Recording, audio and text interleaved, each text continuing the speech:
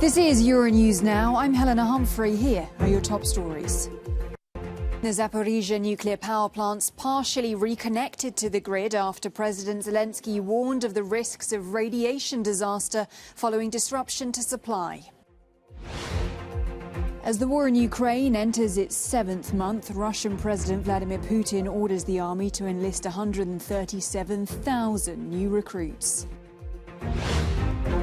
And French President Emmanuel Macron is in Algeria for a 3-day trip aimed at healing the wounds of colonialism and boosting European gas supplies. The Zaporizhzhia nuclear power plant in Russian-occupied Ukraine has been partially reconnected to Ukraine's grid.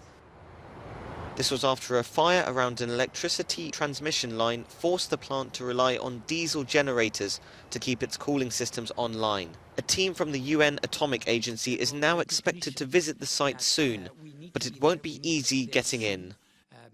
We have to have all the security in the sense of physical security, not being shot at, aspects that need to be taken care of. This requires deconflicting a certain zone where we are going to be passing through. There's, on top of that, we have to determine exactly the terms of the mission, what we are going to be doing there with my experts when we get there. Is very soon days or weeks? Days.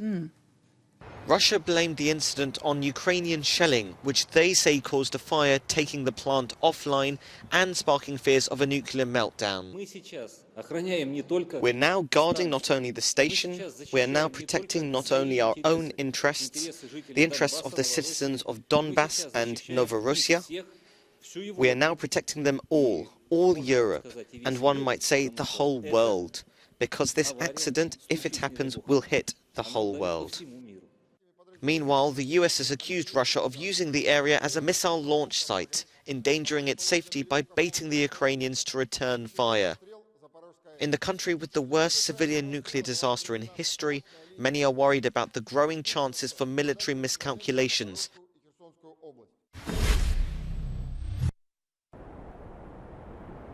While European consumers experience rocketing energy bills, at the eastern borders of the EU, Russia is burning millions of cubic meters of gas per day.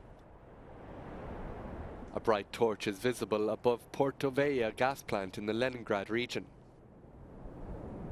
According to the Rystad energy analysts, Gazprom is most likely burning off excess gas that was intended for shipment to Germany. Supplies via the Nord Stream 1 pipeline were cut after the invasion of Ukraine. Germany considers this a political move, but Gazprom insists it is down to technical problems. This situation may also cause serious concern among environmentalists. Russia has the highest volumes of gas burned during mining, which leads to additional emissions of CO2. Back in April, the Russian Union of Industrialists warned that with the start of the war and after sanctions, energy companies would be forced to significantly increase flaring beyond recommended levels, due to a lack of space to store excess product.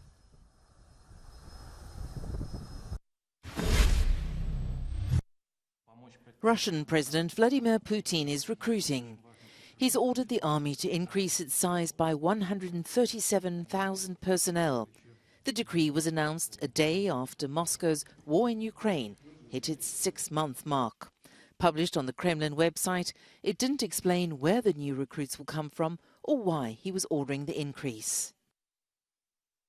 Meanwhile, Russia's State Duma Council has called on Western countries to stop supplying heavy weapons to Ukraine. It claims that Kyiv is using them to kill and maim people and create a risk of a nuclear threat.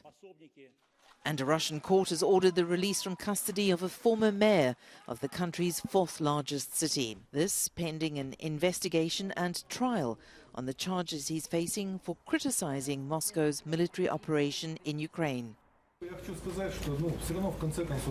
I want to say that eventually everything will be fine, and the dark times are not forever. You already know that, but I'll voice it again just in case. Thank you for your support. Western countries estimate that between 70 and 80,000 Russian troops have been killed or wounded since it first invaded Ukraine. As the war in Ukraine continues, we've seen various examples and trends of misinformation and propaganda spreading online. And the latest of these seems to focus on Ukrainian refugees abroad, trying to discredit them in the Western countries where they have fled to. For example, the false claim that in Germany, refugees set fire to a house while they were trying to burn a Russian flag. We've seen other examples in other Western countries, such as Italy and the United Kingdom. And my colleague Sofia Hatzinkova in The Cube has been taking a look at another example. Well, Matthew, this alleged photo of a billboard in Manchester, UK has gone viral these past few days. And as you can see, it appears to tell British citizens that they will face increased energy bills and be cold this winter because Ukrainians are more in need than them. It's a clear criticism of the UK government's support for Ukraine. Here in The Cube, we took a closer look at this photo and we actually found that it was fake. It's been digitally altered. We used open source tools like Invid to forensically analyze the photo. And as you can see, the lighter spots here show where there are inconsistencies in the pixels. And in this separate analysis, the purple marks show where the image has been altered. We also found the original version of the photo on Twitter. And as you can see, it does not show the Ukrainian flag nor the message that we saw previously. Instead, it displays multiple posters advertising music events around Manchester. So, Matthew, this viral image has clearly been faked. Indeed, Sophia, it's another example of online misinformation which is trying to discredit Ukrainian refugees or indeed Ukraine abroad, feeding on the emotions of people. And in this case, those emotions in the UK are of the rising energy prices, with news that millions of households in the UK from October could see an increase of up to 80% in their annual household energy bills. An increase in prices that has been resulting from not just the war in Ukraine, but also an increase in demand and the lasting impact of the COVID-19 pandemic.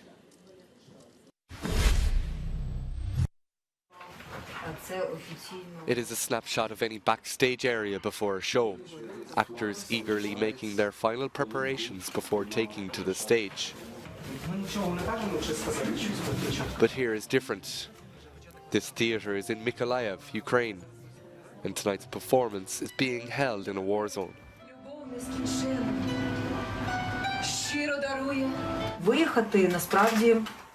I could leave and go abroad because I have an 8-year-old child, but I understand my husband is here, defending Mykolaiv, in the military, and there is creative work here, volunteering my art, so I'm needed here.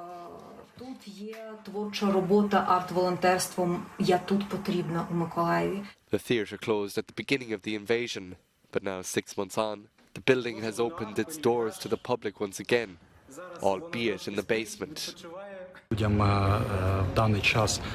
Now, when people are scared and we are being shelled, the theatre brightens people's smiles and it inspires people to go on living and improving themselves. A few months ago, Russian forces made it to within a few kilometers of the city walls, but a Ukrainian counter-offensive pushed them back. Although the city remains hopeful the status quo will hold, the threat of a Russian occupation in the future remains. It's hard to atone for over a century of colonialization. But healing the wounds of the past is top on the French president's list on his 3-day visit to Algeria.